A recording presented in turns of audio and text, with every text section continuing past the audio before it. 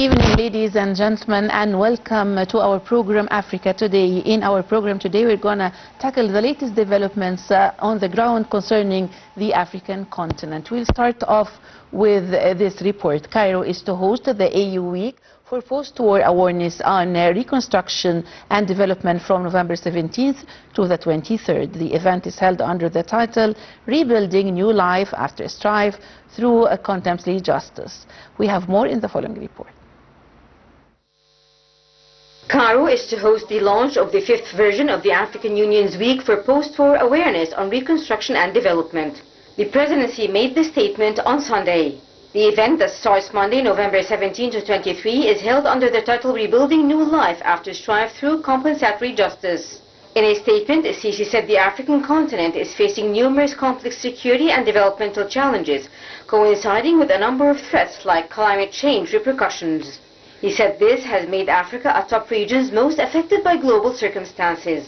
He said Africa is full of resources and tremendous human capital and has gone far in the path to launch these resources to boost peace, security and development across its countries. He also hailed the African Union Center for Post-War Reconstruction and Development and the AU's commission in this regard. He said he is committed to exerting all efforts in coordination with African and international partners to achieve the African Agenda 2063.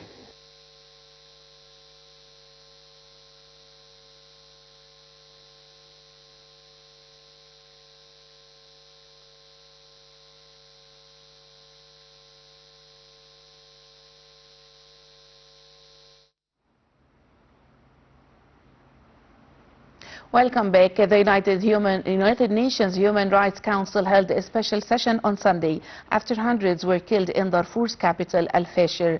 The Human Rights Council was also debating a draft resolution calling on an existing team of independent experts to carry out an urgent inquiry into the killings and the other human rights violations by the Rapid Support Forces. Let's watch.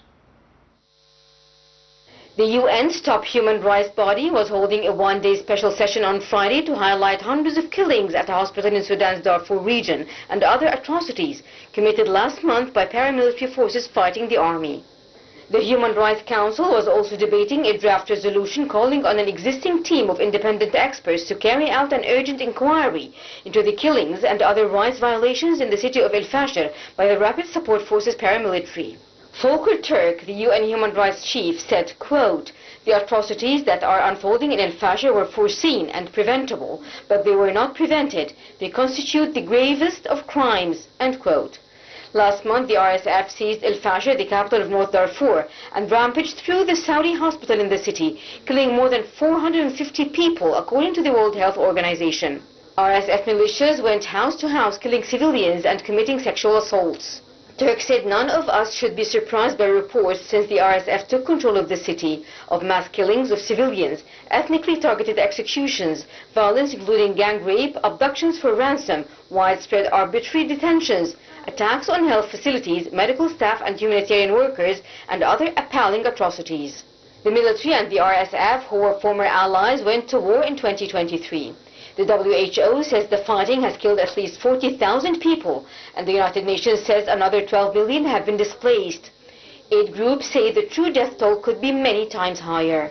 The draft resolution, led by several European countries, offered little in the way of strong new language, though it requested a fact-finding team that the Council has already created to try to identify those responsible for the crimes in Al-Fashir and help bring them to account. The Council, which is made up of 47 UN member countries, does not have the power to force countries or others to comply, but can shine a spotlight on rights violations and help document them for possible use in places like the International Criminal Court.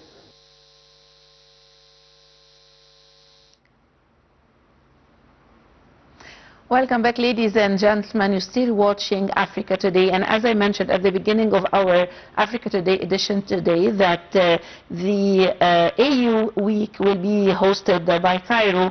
It's titled the Rebuilding New Life After Strife Through Compensatory Justice. And to shed more light on this issue, we are delighted to have with us over the phone Mr. Rahman. He is a journalist. Good evening, sir. And good evening to you. I am even more delighted. Thank you very much for joining us today in Nile TV International. I would like to start first, Mr. Amr, how do you see the timing of convening the fifth version of the African Union's Week for Post-War Awareness on Reconstruction and Development? Comes in a critical time that we are witnessing more and more wars and civil wars, and there is no such thing as civil about wars. Of course, we are witnessing too many tasks and challenges in that field concerning the stability and the prosperity and the national security of the whole continent. And of course, such initiative could be positive in that matter, especially that we are surrounded by conflicts around our own borders, strategic borders, to the south, to the west, and of course in the Mediterranean, we have witnessed an escalation of the conflict at too many levels. I believe with coordination with the African friendly countries and the brotherly nations in Africa, we can achieve more and more effort towards protecting the civilians and protecting the national security of each and every state and each and every nation in this continent, especially that we are witnessing the escalation of those conflicts according to the interference from by foreign hands, foreign colonization agendas that are dividing the fortunes and the gold mines and the uranium mines in the continent between east and west. And of course, we have to protect our own fortune, our sources of life. Yeah. Speaking of all of the continent, all the countries in the continent. Yes, Mr. Amr, Cairo said Africa's top regions most affected by global circumstances. How would this affect the meeting, and what are the memorandum of understanding that will be signed during the conference? That's a very clever statement. This is a very clever title. Well, of course, because it's owned the highest and the richest sources of power and gold and uranium and copper and other sources of fortune, other forces of building the economies. So that's why we need to tackle on the importance of the sovereignty of the regimes in Africa. That's the most important thing here, is to tackle on uniting our efforts throughout our own legitimate organization, which is the African Union. Together we can put and draw the red lines around the continent, all over our own sources of life, to protect our own existence from the greeds of the colonization powers that are surrounding our own continent. Yes, of course, Mr. Amr Rahman, the journal, thank you very much for joining us today in Africa Today. And moving to Congo, Qatar Cairo welcomed the signing of framework deal between the Democratic Republic of the Congo's government and the M23 rebels. The deal signed in Qatar aims at ending fighting the country's east that has killed thousands of people and displaced hundreds of thousands. Let's watch. The Democratic Republic of the Congo and the M23 rebel group signed a framework agreement on Saturday for a peace deal aimed at ending fighting in the country's east that has killed thousands of people and displaced hundreds of thousands more this year. The agreement was signed by representatives from both sides at a ceremony in the Qatari capital Doha.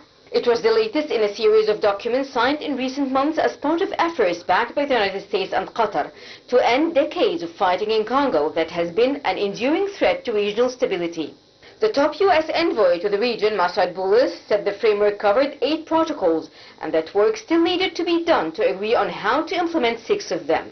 Boulos also acknowledged that the implementation of the first two, concerning the exchange of prisoners and the monitoring of a ceasefire, which were agreed in recent months, had been slow. Rwanda has long denied allegations that it has helped M23, which has seized more territory in Congo than it has ever previously held.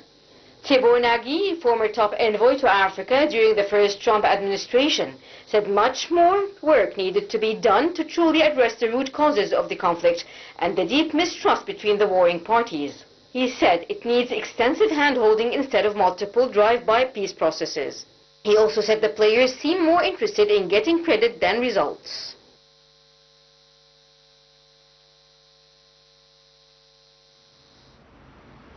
Well, ladies and gentlemen, this brings us to the end of our Africa Today. Thanks for watching, and please stay tuned for more to come on Nile TV International. I'm Abdel.